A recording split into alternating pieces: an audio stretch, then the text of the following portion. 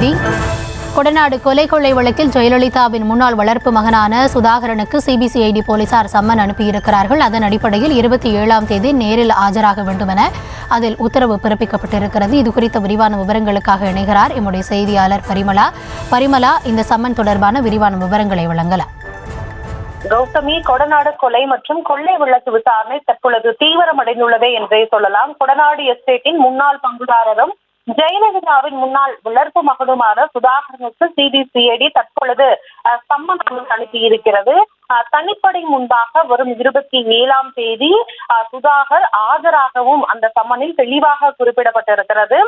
தற்பொழுது கொடநாடு கொள்ளை வழக்கானது விசாரணை தீவிரமடைந்திருக்கக்கூடிய இந்த சூழலில் தான் முக்கிய நபர்களின் விசாரணையானது தொடங்கி இருக்கிறது. அதாவது முக்கிய நபர்களின் விசாரணை வட்டத்திற்கு சென்றிருக்கக்கூடிய நிலையில் சிபிசிஐடி சுதாகரனை விசாரிக்க திட்டமிட்டு சம்மனானது அனுப்பியிருக்கிறது. இதே போல கடந்த முறையும் முன்னாள் முதல்வர் ஜெயலலிதா அவர்களுடைய பாதுகாப்பு அதிகாரியாக இருந்த வீரபெருமாளுக்கும் சம்மன் அனுப்பி கடந்த முறை அவர் ஆஜரான நிலையில் அதே போல அதற்கு முன்னதாக கொடநாடு எஸ்டேட் மேலாளர் நடராஜனிடமும் போலீசார் விசாரணை மேற்கொண்டிருக்கக்கூடிய சூழலில் தற்பொழுது முக்கிய புள்ளிகளாக கருதப்படக்கூடிய கொடநாடு கொலை மற்றும் கொள்ளை வழக்கின் விசாரணையானது முக்கிய நபர்களாக கருதப்படக்கூடிய அவருடைய வளர்ப்பு மகனான சுதாகரனுக்கு சிபிசிஐடியானது சம்மன் அனுப்பியிருக்கக்கூடிய சூழலில் வரும் 27ஆம் தேதி ஆஜராக சம்மனானது அனுப்பி வைக்கப்பட்டுள்ளது. அதாவது இந்த கொடநாடு கொள்ளை வழக்கு தொடர்பாக தற்பொழுது வரை